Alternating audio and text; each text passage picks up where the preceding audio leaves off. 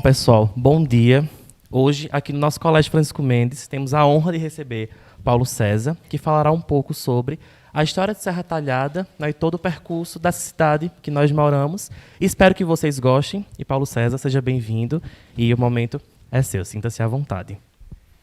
Obrigado a todos, obrigado, professor Edu, obrigado aos alunos e alunas aqui presentes, aos colegas professores e quem está nos assistindo a partir desse momento. E que vamos ter a oportunidade de falar um pouquinho sobre a história da nossa querida Serra Talhada. É lógico que muita coisa se remete ao dia 6 de maio, que é a data de emancipação da cidade. E aí a gente vai partir desse meio, porque sobre a história de Serra Talhada, a emancipação digamos assim, um meio, não é nem o início e nem o fim da história da cidade. E aí a gente vai começar por que o meio? Bom, apesar de vocês ainda serem pequenos, estarem entrando na pré-adolescência e na adolescência, certamente já ouviram falar da chamada maioridade. Quando a gente atinge os 18 anos, é o sonho de muito adolescente chegar aos 18 anos. Isso quer dizer o quê?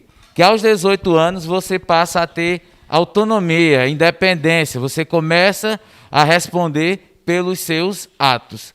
Então, o dia 6 de maio, né, ela é alusão a isso.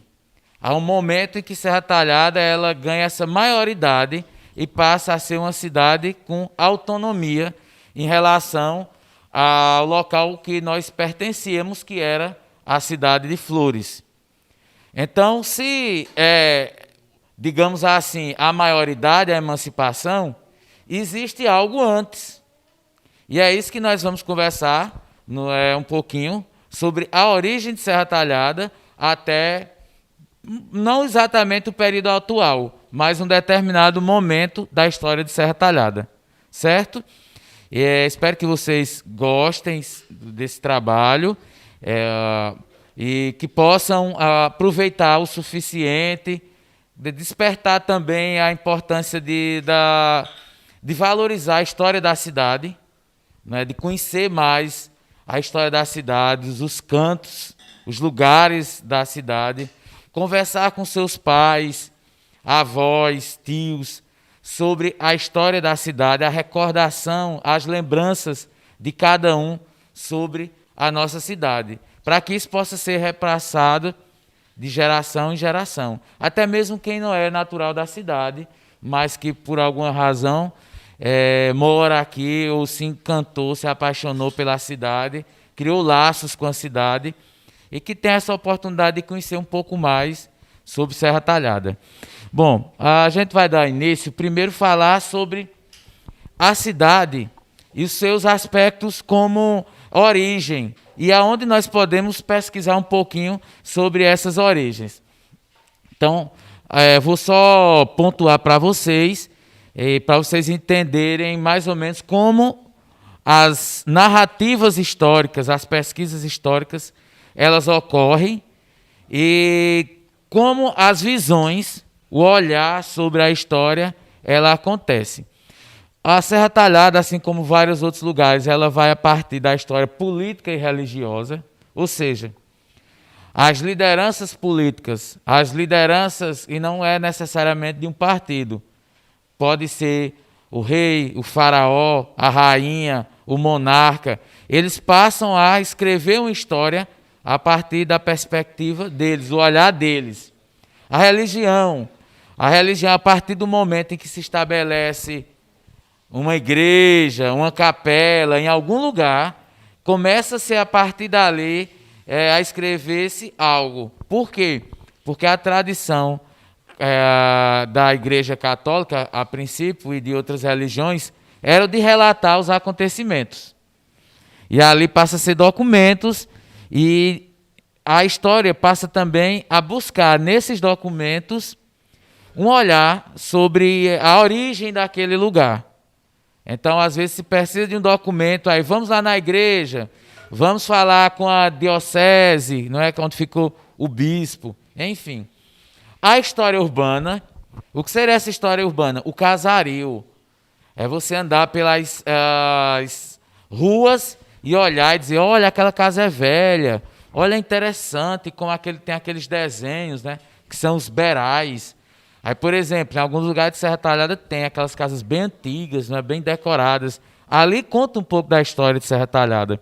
Às vezes você vai em Triunfo, que é uma cidade bem próxima, não é?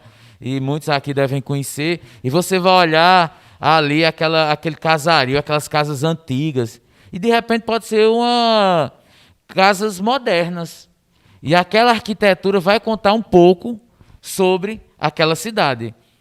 Temos cidades históricas, como Olinda, que é vizinho a Recife, também acredito que alguns devam conhecer.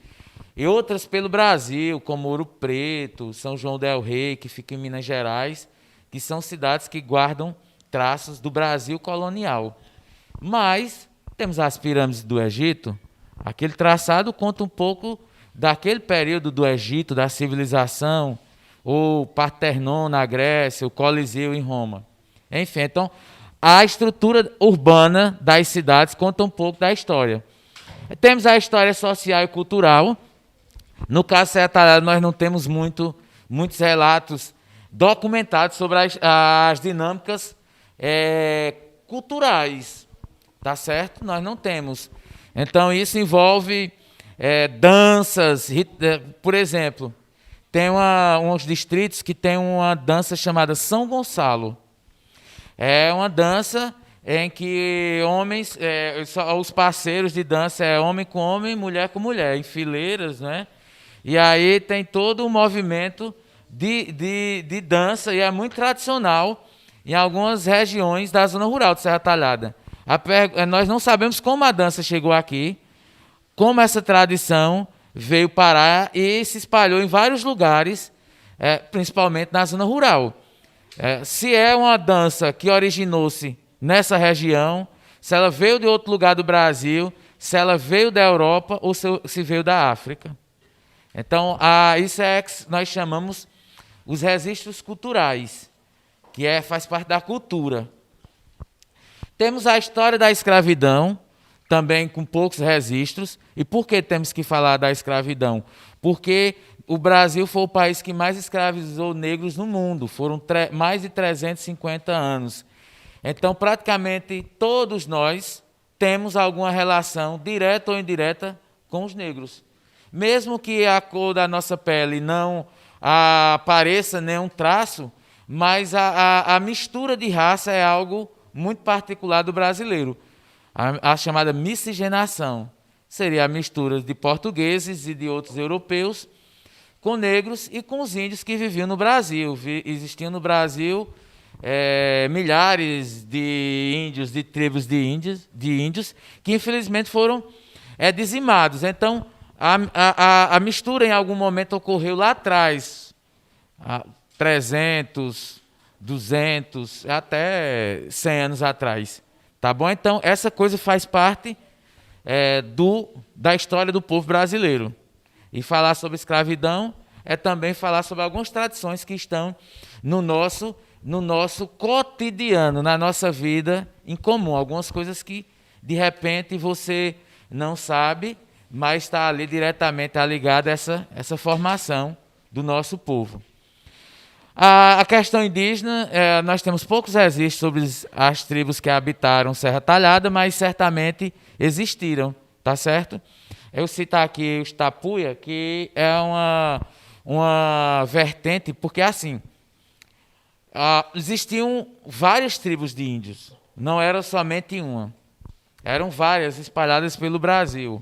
Nós não temos a ideia de quantas tribos existiam. Existiam os índios mais dóceis, que tiveram mais facilidades de, entre aspas, de se tornarem civilizados, né, porque foram impostos a eles, e tinham aqueles mais agressivos que buscaram se defender. Inclusive, tínhamos índios que eram tidos como canibais, que seria o canibal, aquele índio que come a carne humana. Mas por que isso? Porque ele estava defendendo o território dele. É como qualquer outra pessoa que busca se defender sua casa, não seu lar, sua família. Então, os índios também buscaram defender o que eles tinham de mais importante, que eram as suas vidas. Aí temos também a história ruralista e da zona rural. Ruralista está muito ligada às famílias tradicionais e aos ditos coronéis. E a zona rural da cidade, ela é muito rica. Muitas das maiores casas de Serra Talhada estão justamente nas fazendas. E por quê? Porque nossa cidade era uma cidade que, durante muito tempo, ela foi mais rural do que uma cidade urbana.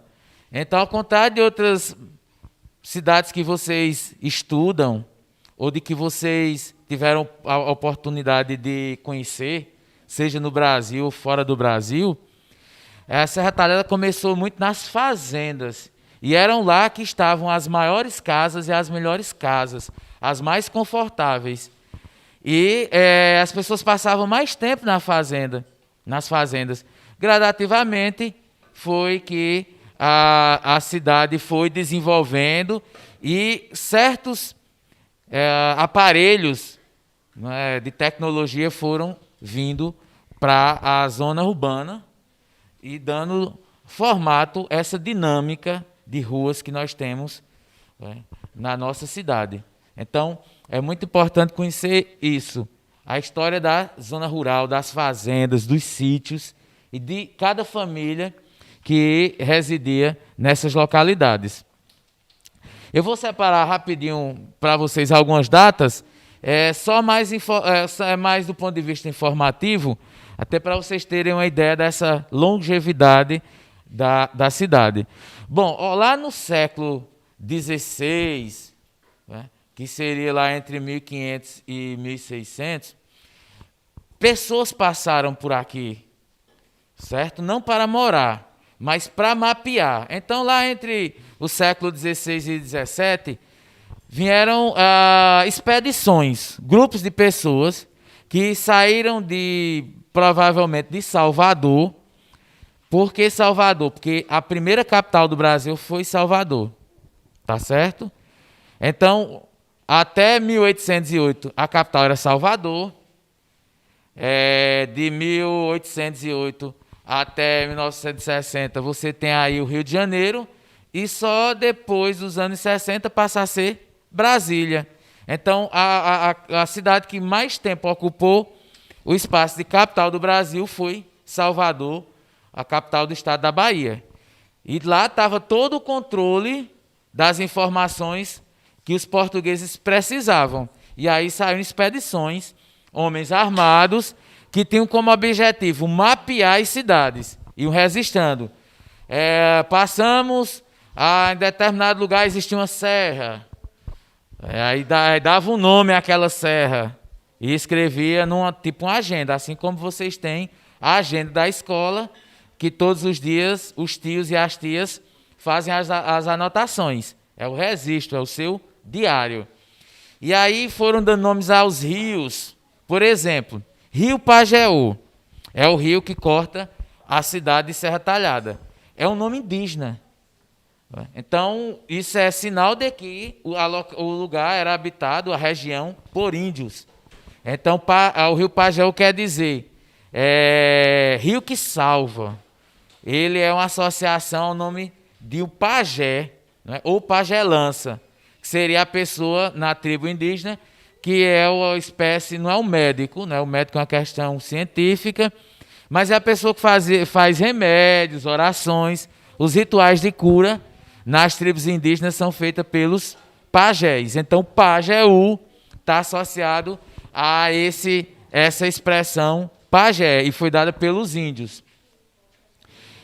Só em 1700 é que a cidade, através de um processo chamado Sesmarias, o que seria a Sesmarias? Seria um processo de distribuição de terras, de locação, de alugar a terra, né, arrendeiros, uma palavra mais simples para vocês entenderem. Então, vários lotes de terras do estado de Pernambuco e outras regiões do Nordeste foram arrendadas. Olha, nós queremos que venham pessoas para povoar essas regiões. E aí, data-se de 1700, que provavelmente tenha sido o período em que essas terras, que hoje correspondem à Serra Talhada, tenham sido arrendadas. Existem hoje algumas dúvidas e a história está buscando solucionar ou trazer algumas respostas. Porque ao longo dos anos se divulgou a ideia de que essas terras teriam sido arrendadas já em 1700 por Agostinho Nunes de Magalhães. Só que há umas dúvidas com relação ao tempo, porque na verdade ele só veio morar em Serra Talhada em 1756, ou seja, 56 anos depois de possivelmente ter arrendado as terras, é que ele veio morar. Então seria muito tempo.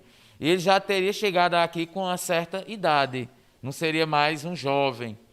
Então é possível que alguém tenha comprado essas terras antes dele e só depois tenha repassado.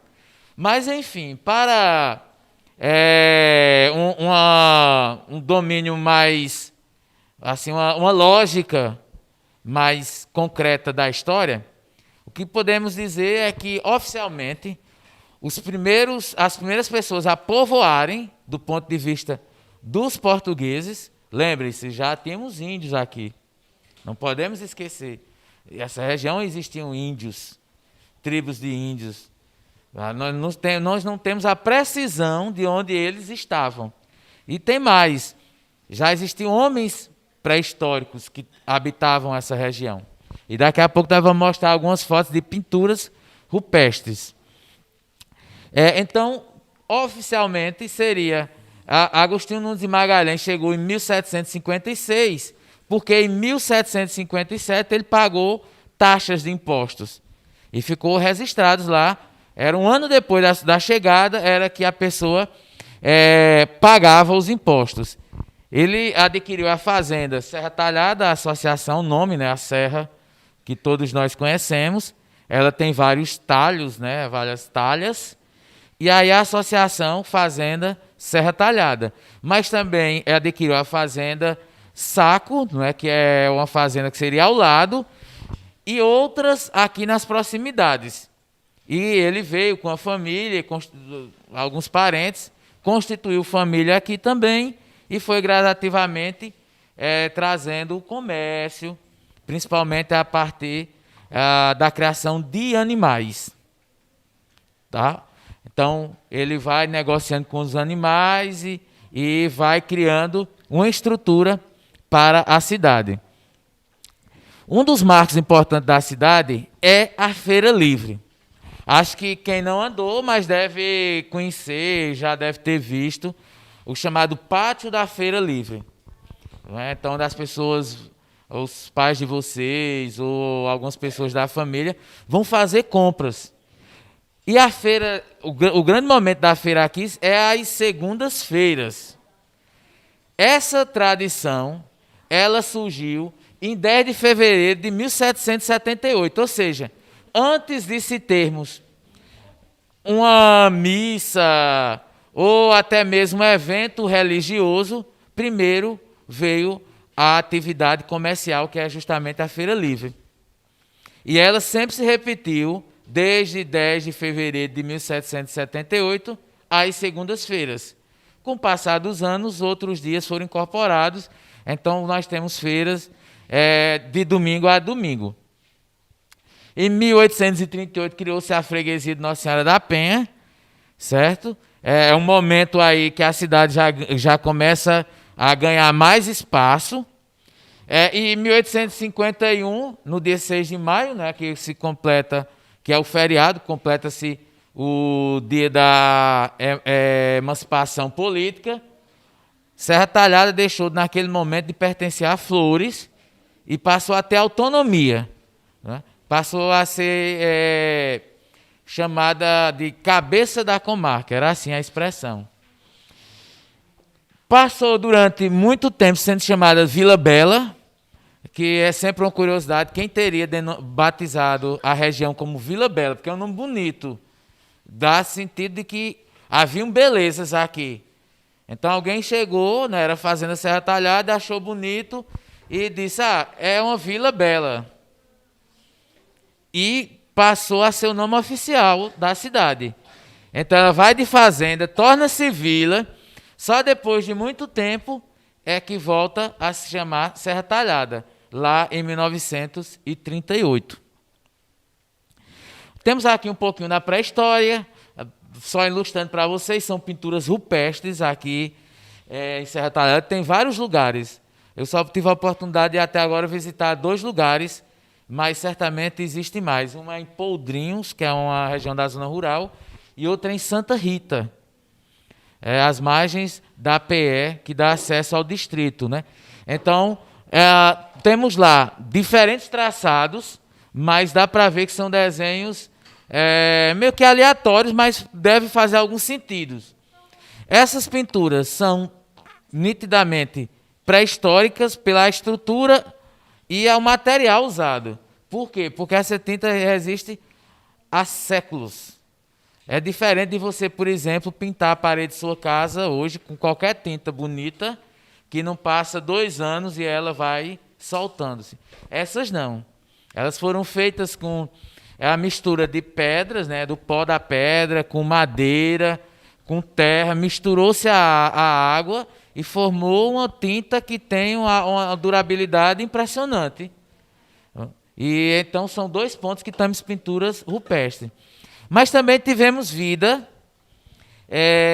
de animais do período Jurássico. Então, ou seja, nós tivemos aqui possivelmente animais pré-históricos do período dos dinossauros.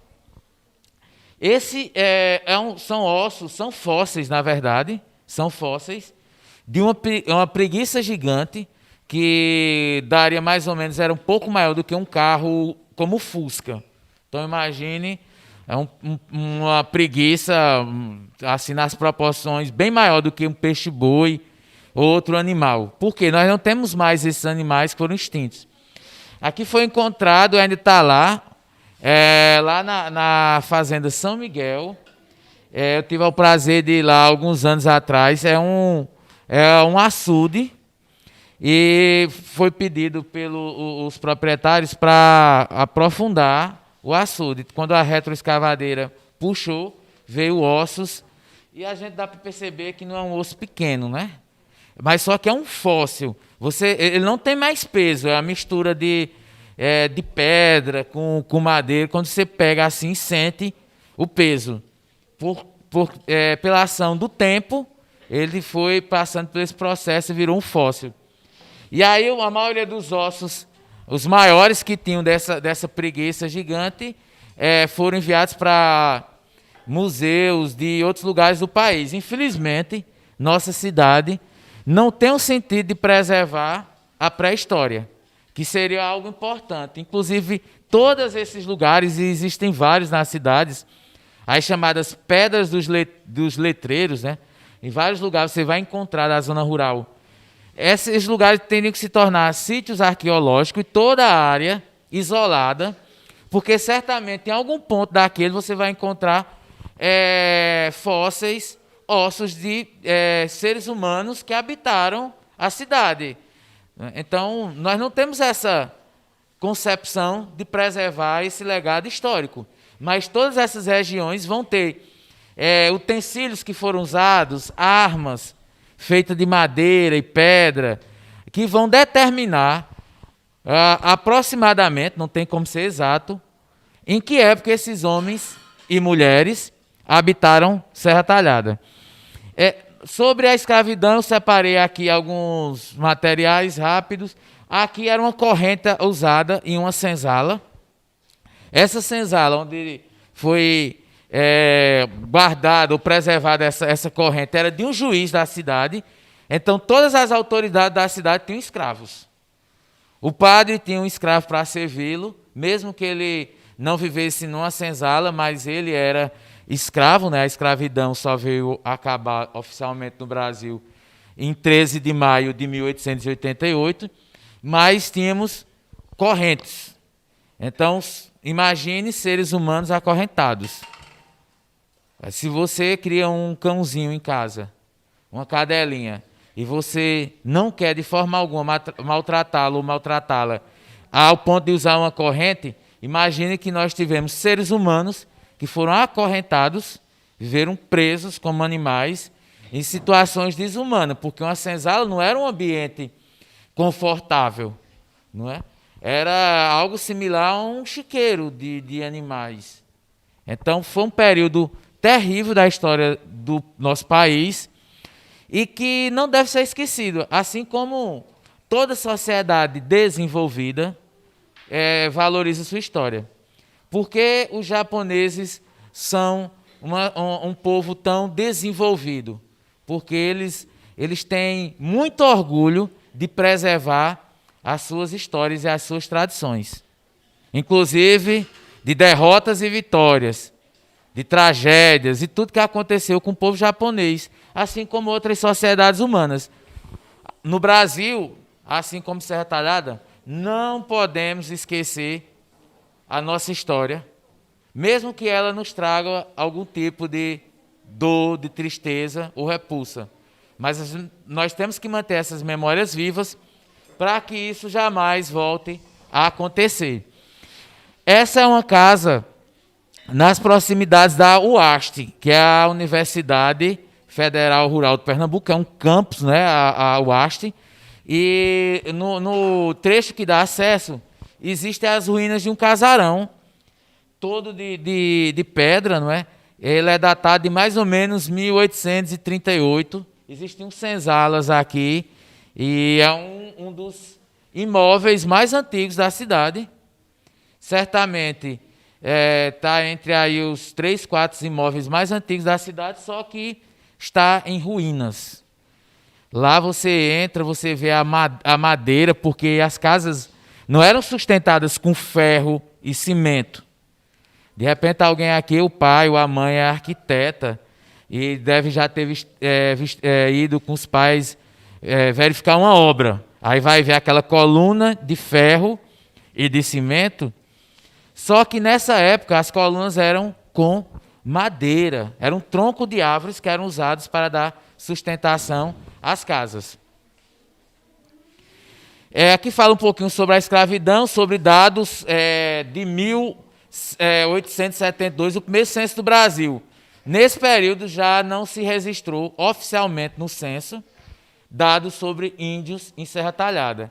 Então, pouco mais de 100 anos depois da presença do homem branco em Serra Talhada, os índios foram extintos. Então, em 1872 não há registro. Existem caboclos, que é justamente o processo da miscigenação, da mistura de negros e índios. Então, é triste identificar que em pouco mais de 100 anos, os índios foram praticamente... Se existisse alguma tribo nesse período, não foi identificada naquele censo. E aí tem os dados sobre escravos que estavam libertos, que eram muito poucos.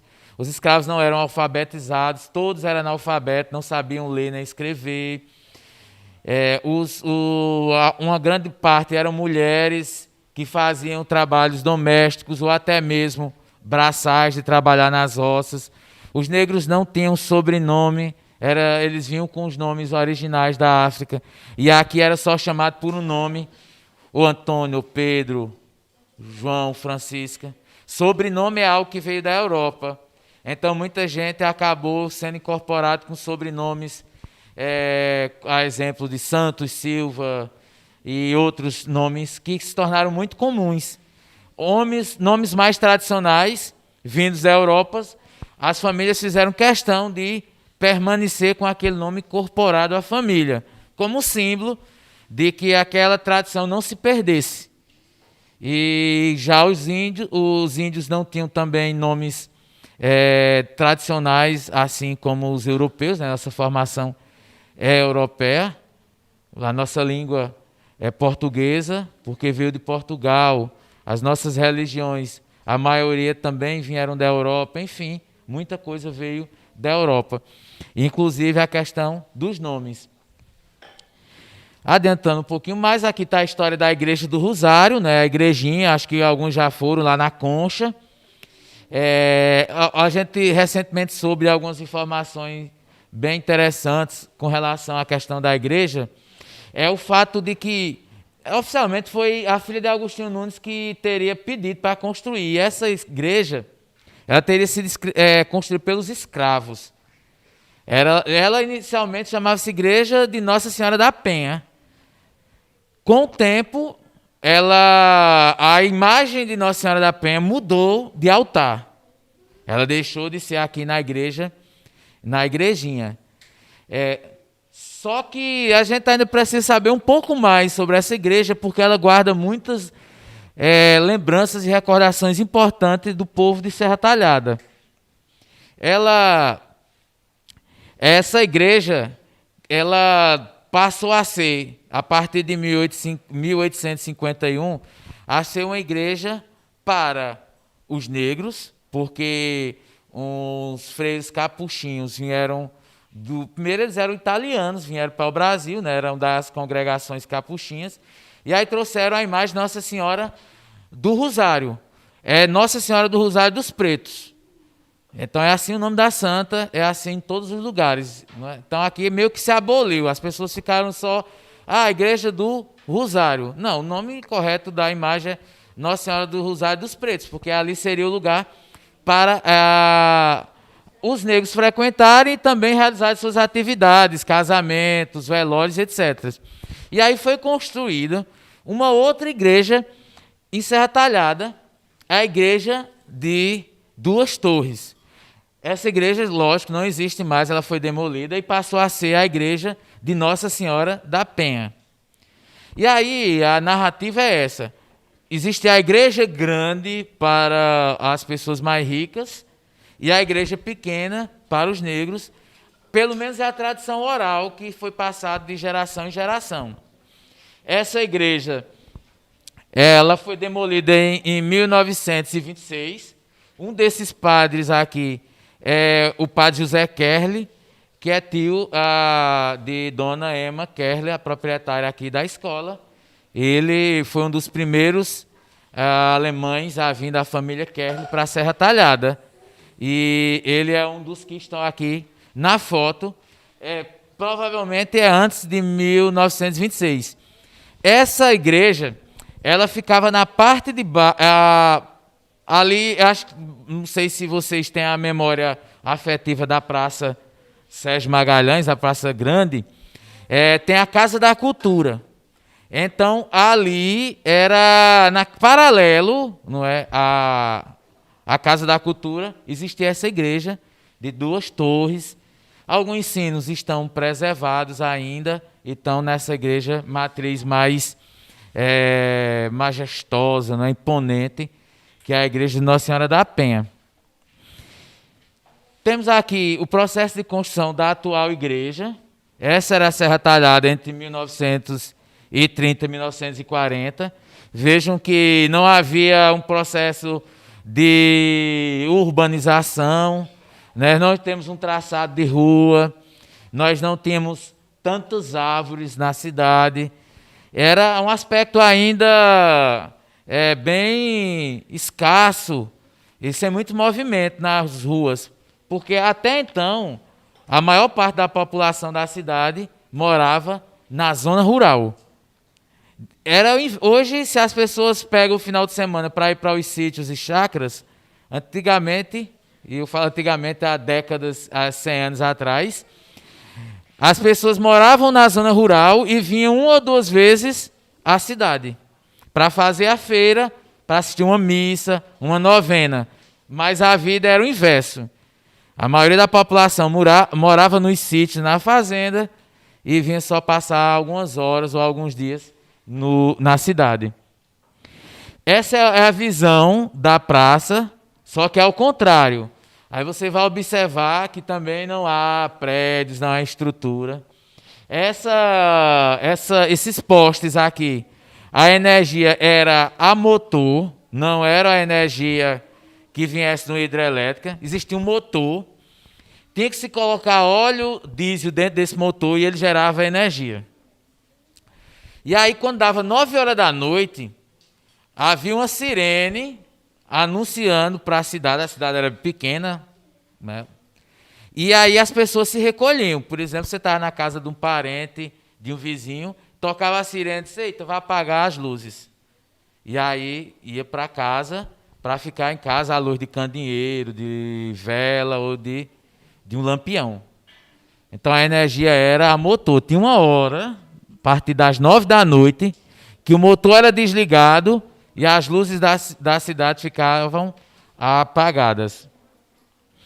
Essa é a igreja do Rosário, a pracinha da Concha, também nesse período. Desse casario, dessas casas aqui, pouquíssimas ainda estão de pé. Ainda temos essa casa que pertenceu a Cornélio Soares, está lá intacta, preservada, mas a maioria já não existe mais. Mas observem que as ruas eram de terra batida. Não havia calçamentos, não haviam praças, bancos de praças, jardins. Era algo assim que lembra muito os filmes de faroeste, quem gosta de assistir esses filmes mais antigos, né, a cultura meio americana, mas mostra uma cidade que até o início dos anos 40 era uma cidade sem muito atrativo para quem desejava morar na cidade. Esse é o outro lado da Praça da Concha, né? Mais ou menos aqui hoje fica a Concha, aquele palco, mas antes era essa estrutura. Aqui próximo ficava a agência dos Correios e esses carros ficavam aguardando as correspondências. Serra Talhada era, há 100 anos atrás, uma das mais importantes cidades a ter estação de telégrafo. Antes da gente ter WhatsApp, de ter Telegram, Instagram, Facebook, e redes sociais, ou o próprio telefone celular, uma das formas de comunicação mais rápidas e ágeis era o telégrafo. Então ficava um operador e havia um código, e eles ficavam lá batendo duas batidinhas era uma letra, 3 batidinhos era outra, uma batida, um espaço era outra. E alguém ficava ouvindo e escrevendo uma frase. Alguém eventualmente ia ter bebê. Aí chegava, de João para tio Antônio. Maria ganhou neném. Chama-se Antônio. Pronto, era o telegrama. E aí as pessoas, eita, chegou a correspondência. Era uma frase pequena e com códigos, né? Vírgula, VG, PT era ponto, enfim. E o código Morse, que vocês já ouviram falar, era a linguagem do telégrafo. Isso aqui, então, era a parte que hoje é a Concha acústica, né? A Praça da Concha. Essa é uma visão da Serra Talhada nos anos 40, de uma chaminé que temos de uma usina que era de beneficiamento de Caruá. Uma imagem muito privilegiada, hoje seria de um drone, mas na época nem se sonhava, e o fotógrafo tirou. Aí vocês veem, isso aqui é a Praça da Concha, não tinha nada. Aqui é a Rua Cornélio Soares, né? A gente mora mais ou menos aqui. Até as algarobas que hoje estão plantadas, que são as primeiras algarobas do Brasil. As primeiras algarobas a serem plantadas no Brasil foram aqui em Serra Talhada. Agora, em outubro, no dia da árvore, aliás, em setembro, que é o dia da árvore, acho que dia 21, se não me falhar a memória, mas enfim, em setembro, quando começa a primavera, foram plantadas 5 mudas de algarobas, das 5 só sobreviveram 3, e as mais velhas do Brasil. Essas mudas vieram de uma universidade de Viçosa, em Minas Gerais. Um professor pesquisador achava que a algaroba ia ajudar a fazer com que, durante o período de seca, os fazendeiros tivessem algo para dar aos animais para comer, que era justamente a algaroba. Mas é uma visão única da cidade de Serra Talhada, já no início dos anos 40. Do mesmo ponto, já também mostrando aqui a Rua dos Correios, né? A igreja matriz, diferente do que temos hoje. A cidade se desenvolveu bastante e cresceu, inclusive no sentido arquitetônico. Essa é a Rua 15 de Novembro, que eu acho que todo mundo aqui já passou e conhece, chamada oficialmente de Rua Enoque Inácio. É mais ou menos aqui, tem um ponto do que a gente chama de 2121, uma farmácia Pague Menos. Então, essa é a visão da rua.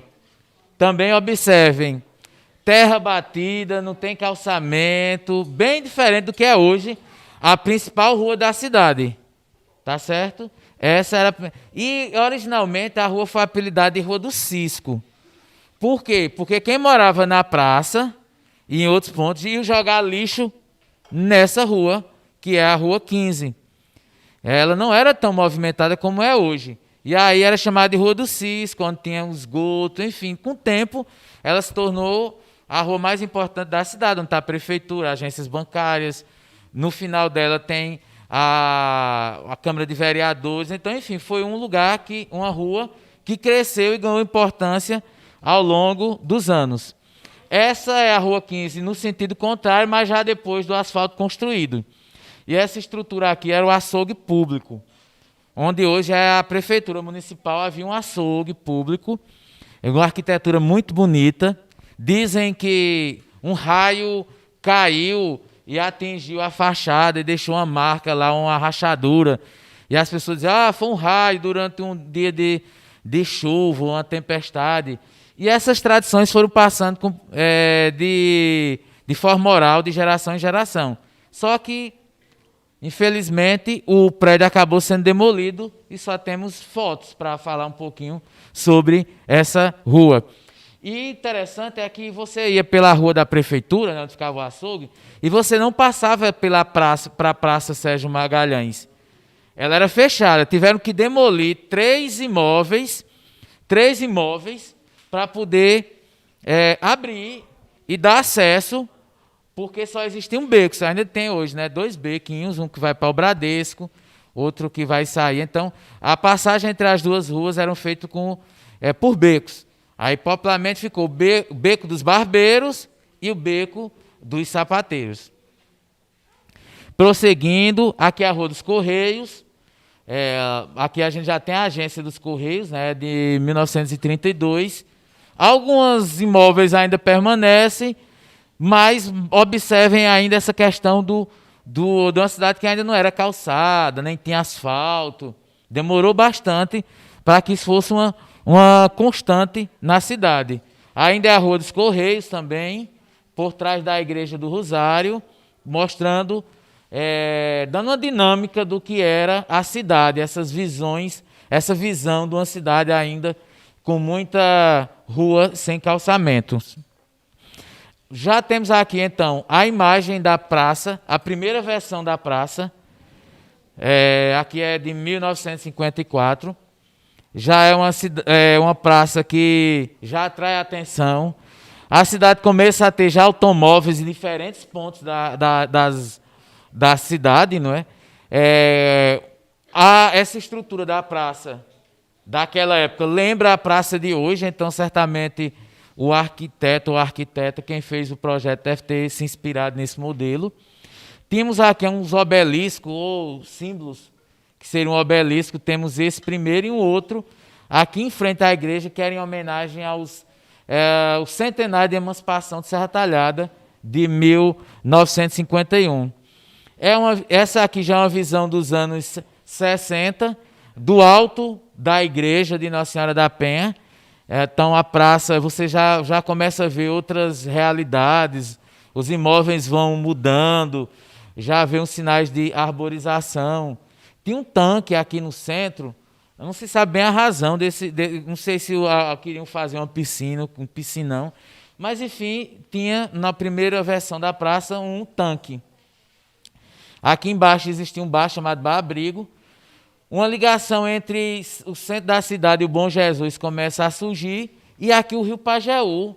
Na época ainda existia areia, o rio não é nada do que vocês estão vendo hoje. O Rio Pajeú era um lugar de lazer, as pessoas iam tomar banho, elas bebiam água do rio, era totalmente diferente do que vocês olham, passam ali e só vê pé de algaroba, mato, cerca, lixo, sujeira. Era um lugar extremamente acolhedor. Era local de diversão. Aos domingos as pessoas iam jogar bola, tomar banho, brincar. Então, o Rio Pajeú fazia parte da vida cotidiana da cidade. Aqui é um ângulo que mostra alguns detalhes de um caso. Essa casa ainda existe, não é? Está bem preservada. Aqui o trecho do rio e o clube, né? O Ciste, que hoje está, infelizmente, está abandonado, mas era um dos grandes atrativos da cidade, onde era realizados os bailes. Era festa de carnaval, haviam bailes para as crianças, para todas as idades, as festas de São João, confraternizações de final de ano. Então, um lugar de lazer e entretenimento para música, encontros, era aqui no Ciste. Hoje está abandonado, né? O telhado caiu e não tem previsão de reforma. O que é que vai ser feito do Ciste? Esse prédio aqui, a Casa da Cultura, era onde funcionava o fórum. Era onde tinha as audiências com os advogados, juízes, promotores. Era aqui, esse prédio que é de 1905. Vejam, eu mostrei anteriormente a Rua da Concha. Agora ela já tem uma praça, não é a mesma versão do que temos hoje, mas vocês percebem a chegada das pessoas. As pessoas começam a ocupar os lugares da cidade e gradativamente aparecerem nas fotos. Então vão ficando mais, tendo uma relação mais cotidiana com a cidade. Essa é a chaminé que eu falei, não é da usina, ainda hoje está. Às vezes as pessoas nem percebem, mas temos uma chaminé de uma usina de beneficiamento de algodão. E aqui é o Cinearte, era um cinema. Então, no auge da cidade, no auge desse chegada das pessoas, essa migração da zona rural para a cidade, tínhamos 2 cinemas. Tínhamos aqui o Cinearte e na rua da prefeitura o Cine Plaza. E aí você poder escolher qual dos cinemas queria assistir e quais os filmes estavam em exibição. Então havia uma coisa rara numa cidade, principalmente do interior, ter 2 cinemas. Serra Talhada, durante 30 anos, teve 2 cinemas. Só recentemente, com a chegada do shopping, passamos novamente a ter cinema na cidade. Esse era o outro cinema, o Cine Plaza. Aqui é o Hospital Agamenon Magalhães, o OSPAM. Foi o primeiro hospital do Sertão. O ano passado fez 80 anos. Então, o primeiro hospital do Sertão foi o OSPAM. Nós só tínhamos 2 hospitais no interior de Pernambuco. Era o OSPAM e o Hospital de Pesqueira. Então, isso aqui também é um símbolo do desenvolvimento de Serra Talhada, feito na gestão do governador Agamenon Magalhães, que era parente de Agostinho Nunes de Magalhães. E Agamenon Magalhães foi governador, deputado federal e ministro da República. Então, durante 20 anos, mais de 20 anos, Agamenon Magalhães foi a mais importante liderança de Pernambuco e uma das maiores do Brasil. Aqui é o Colégio Municipal Cônigo Torres, fica aqui na Avenida Afonso Magalhães. E o detalhe interessante é que não havia nenhum imóvel aqui perto. Aqui do lado tem a Escola Irmã Elizabeth, aqui o ginásio, por trás a quadra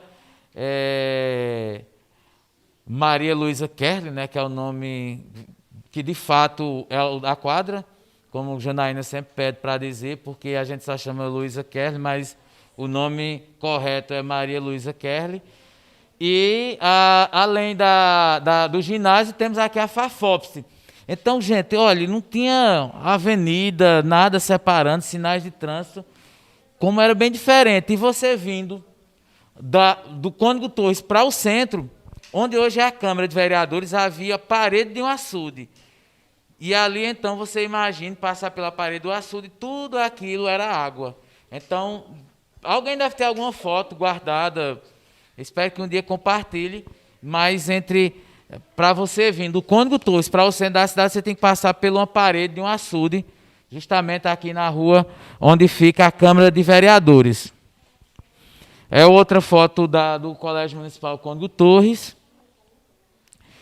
A Escola Solidônio Leite, que vai completar esse ano 80 anos, foi a primeira escola estadual erguida na cidade, na gestão de Agamenon Magalhães. A gente faz aqui uma volta um pouco no tempo. Essa foto é de 1938, 39. é a Praça Sérgio Magalhães, provavelmente num dia de feira ou de algum ato religioso. Tem uma procissão aqui, mas vocês observam que havia algum tipo de comércio aqui no centro, animais espalhados pela rua, certo? Havia uma coisa muito associada entre a presença humana e a organização da cidade. Esta torre da igreja, ela estava sendo construída torta. Ela teve que ser demolida para ser alinhada novamente. E aí teve que começar quase que do ponto zero a construção da igreja Matriz Nossa Senhora da Penha. Essa é a antiga prefeitura, fica próximo à igreja do Rosário, lá Rua dos Correios, lá perto da Concha. Era a prefeitura municipal de Serra Talhada, também foi demolida. De lembrança ficou só a foto, só essa, não tem outros registros do prédio da prefeitura. Esse é o açougue, aqui é a rua 15 de novembro, Agostinho Nunes de Magalhães, aqui é a prefeitura, que era o açougue. Certamente era um dia de feira, a gente tem barraquinhas aqui, como ainda até bem pouco tempo tinha, pessoas circulando de bicicleta, enfim, aqui hoje tem um semáforo, né, para ordenar o trânsito. Mas vocês já percebem que a cidade gradativamente fez fazendo com que as pessoas venham ser acolhidas na cidade. A cidade vai se modernizando. Aqui é uma noite de festa de setembro. Durante muito tempo, tudo acontecia na Praça Sérgio Magalhães. Você tinha os parques, né, a Roda Gigante, outros parques. Nem todo mundo aqui é todo mundo novinho, ninguém passou por esse período aqui, alguns colegas. Mas era toda a dinâmica, era tudo na praça. Hoje já é diferente, não é? Apesar de que estamos há 2 anos sem festa de setembro, em razão da pandemia, mas tudo acontecia lá e era onde as pessoas se concentravam. Tínhamos de 7 até 8h10, 8h20, 8h30 a novena, depois descia para dar uma volta na praça, ir para os parques, ou tomar refrigerante, sorvete, enfim. Essa foto é do início dos anos 80. Aqui é outra visão também, já é de 83, 84, a igreja toda iluminada, as barraquinhas que ficavam na praça. Era a festa de setembro, esse visual da cidade que marcava e que marcou muita gente, né, as memórias dos serratalhadenses. Aqui é um time de futebol, o futebol também faz parte do contexto da cidade. É provavelmente um ponto lá perto por trás do hospital, uma rua mais plana. E essa divisão de 2 clubes, de 2 times de futebol, o juiz, ele usava boina e gravata borboleta. Então era uma pessoa toda alinhada e muito respeitada. Não sei como é que ele conseguia correr para apitar, mas o juiz era todo formal, diferente do que é hoje. E eram 2 times aqui da cidade, o Democrático e o time da Mocidade. É outro time também da cidade, aí você já vê as mulheres aparecendo no aspecto de acompanhar o futebol. É o Odeon Futebol Clube. Aqui, esse campo, aqui atrás é o OSPAN, então havia um campo ali de futebol atrás do OSPAN, e onde as pessoas jogavam, os homens gostavam de jogar com uma boinazinha, alguma coisa desse tipo. Depois a gente pode até se aprofundar para entender um pouco mais desse aspecto, até das vestimentas de quem jogava futebol na cidade. Esse é um time que foi o primeiro time profissional do Sertão, é o time do Comercial, é dos anos 80, foi capa de uma revista nacional.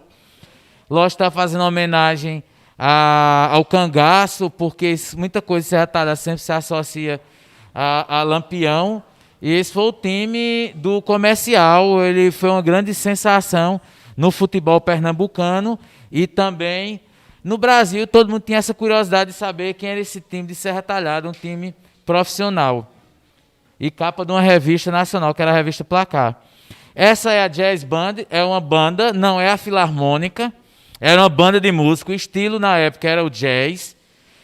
Entre os grandes destaques daqui está Moacir Santos, que ganhou fama internacional.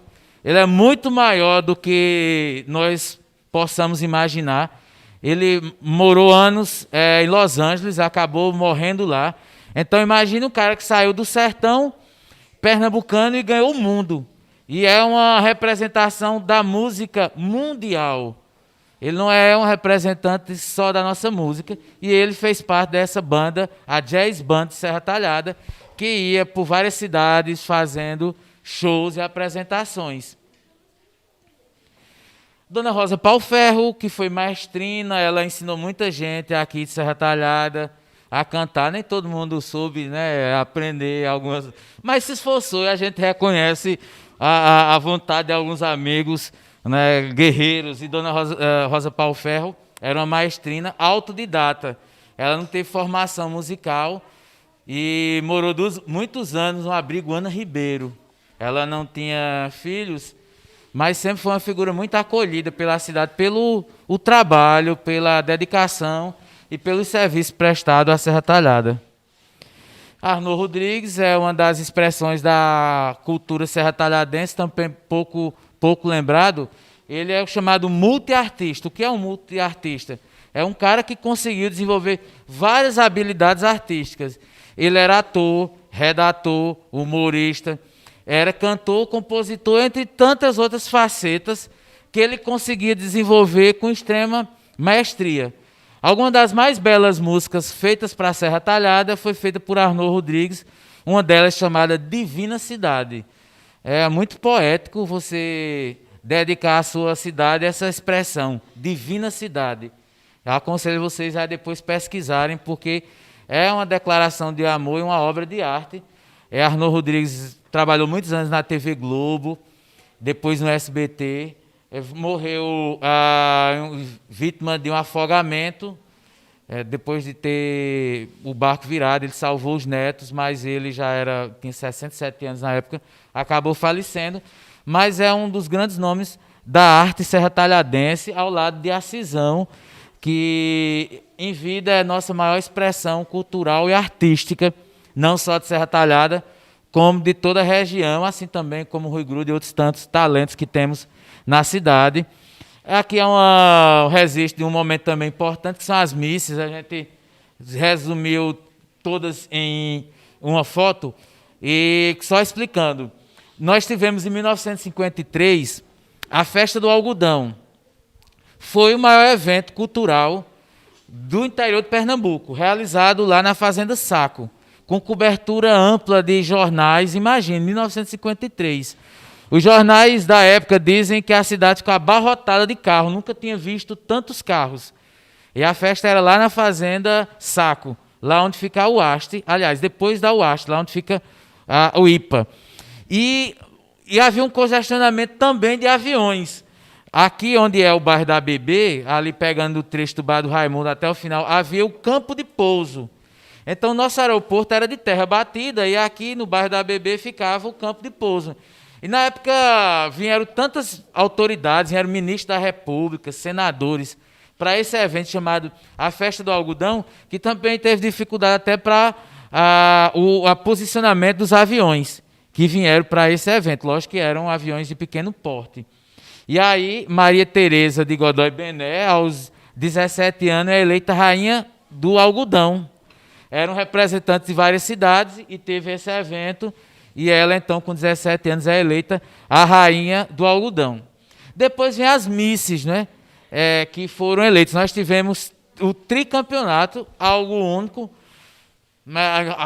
Você não vai encontrar em outros estados do Brasil, a não ser pessoas das capitais, mulheres das capitais. Mas numa cidade do interior, é raro, só em Serra Talhada aconteceu isso. Nós tivemos a Miss Pernambuco 74, 75 e 76. E aí, que foram Silene, essa aqui, Fátima Morato, em 75, e Matilde Terto, em 1976. Somente 40 anos depois, Thalita Martins veio novamente a ser Miss Pernambuco e devolver o título à Serra Talhada. Então, nós somos tetracampeões da beleza feminina. Durante muito tempo, fomos conhecidos como a capital da beleza feminina. A chegada do trem, esse é o primeiro trem que chegou em Serra Talhada, lá na estação. A estação ainda estava em construção, não é a inauguração, mas é interessante que depois vem o outro trem, é quase que do mesmo ângulo, é 1955. Essa é a chegada do trem, a estação ainda está em construção, né, os andaimes, mas era uma festa, chegou o trem na cidade. Essa é o trem da inauguração, já é um pouco diferente, né, o trem de passageiro. E aí as pessoas viajavam Serra Talhada, Recife, no trem. Tem a bandeira de Pernambuco e a bandeira do Brasil na frente do trem. A inauguração da estação, aquela já de fato já está concluída, muita festa, a banda de música, faixas, o pessoal subindo em todo lugar. Foi um grande momento da cidade lá em fevereiro de 1957, quando foi inaugurada a estação. Mas antes do trem chegar, o avião chegou primeiro. Se a estação foi inaugurada em 57, o avião chegou aqui em 1941. Lógico que essa foto não é da época, ela é de 1950, mas imagina a curiosidade das pessoas em ver o avião. Era a coisa mais moderna que tinha chegado a Serra Talhada, o avião. Só 17 anos depois é que chega o trem. E aí ficava aquela curiosidade das pessoas, vamos lá ver, era o chamado Campo do Avião, Pico da Bandeira, que é aqui no bairro da ABB. O carro deve ter chegado aqui entre 1912 e 1913. Não se pode dizer que seja o primeiro, mas certamente um dos primeiros. É um carro Ford. Há quem diga que o proprietário morava aqui no entorno da Rua dos Correios, que era onde moravam as autoridades, né, as pessoas mais importantes da cidade. Alguns imóveis ainda bem diferentes do que é atualmente, né, casas pequenas. Esse provavelmente deve ser um dos primeiros automóveis da cidade. Nada de airbag, ar-condicionado, era um carrão duro, parecia carrinho de madeira. Hoje a gente tem muito conforto, né? O CIST, novamente falando, era o clube da cidade, que reunia maior quantidade de pessoas. Infelizmente, temos só ruínas lá do clube. Aqui é o Bar Abrigo, melhor dizendo, o Bar Flutuante. Ele ficava dentro do açude da Borborema. Temos a Serra Talhada e temos um açude. E durante os anos 80, um casal que veio do estado do Pará construiu esse bar de palafitas, e as pessoas vinham, e era o grande atrativo da cidade aí para o Bar Flutuante. Também acho que por falta de apoio a alguma coisa, o bar acabou sendo desativado, nem lembranças ficaram do que foi o bar, né? Tem imagens no YouTube dele, tem essa foto. Mas, de qualquer forma, é uma curiosidade da cidade a gente ter um bar assim, exótico fazendo parte do nosso cotidiano. Aqui é uma das enchentes, essa daqui é de 1967, foi uma das maiores enchentes que já aconteceu em Serra Talhada até então. Aqui é a Rua do Mercado Público, e essa parte é toda a Lagoa Maria Timóteo, já encoberta, com muita água, foi uma das maiores cheias da história. Essa é a construção aqui da igreja do bairro do Bom Jesus, porque os bairros começaram também a se desenvolver. E aí temos o padre Afonso, que já faleceu, infelizmente, e ele foi um dos idealizadores aí da igreja do Bom Jesus ressuscitado, lá no bairro Bom Jesus. Bom, gente, essa é uma parte aí da minha apresentação. Espero que vocês tenham gostado e que vocês tenham pegado um pouco da história de Serra Talhada. É muitas informações, é muito conteúdo, mas o importante, acima de tudo, é termos a consciência da importância da nossa cidade. É onde nós moramos, onde estão os nossos laços familiares, afetivos, nosso ambiente de trabalho, onde moram nossos amigos, enfim. Eu costumo dizer que é o nosso canto, que é onde nós vivemos, e o nosso encanto, porque nos apaixonamos por cada espaço dessa cidade. Eu, particularmente, sou um eterno apaixonado por minha cidade. Costumo dizer que se 1000 vidas tivesse, 1000 vidas eu pediria para ter nascido em Serra Talhada. Amo de paixão a minha cidade, gosto de valorizar ela, gosto que as pessoas também valorizem ela, conheçam a história, as coisas mais diferentes que existem aqui. Fico feliz por poder estar resgatando uma parte da história da cidade. Nós não temos como resgatar todas. Espero que vocês possam ter essa curiosidade de pesquisar, ver no YouTube, pesquisar através do Farol de Notícias. A gente, aos domingos, tem uma coluna chamada Viagem ao Passado, onde a gente aborda diferentes momentos da história, diferentes personagens, e espero que vocês possam fazer disso uma tradição, e que repassem para os colegas, e que a gente possa, a cada dia, sempre estar valorizando e tentando fazer o possível para preservar a memória da nossa querida e amada Serra Talhada. Então, a todos, muito obrigado, bom dia, e que vocês possam aproveitar bem aí o feriado que vem. Valeu, gente. Obrigado.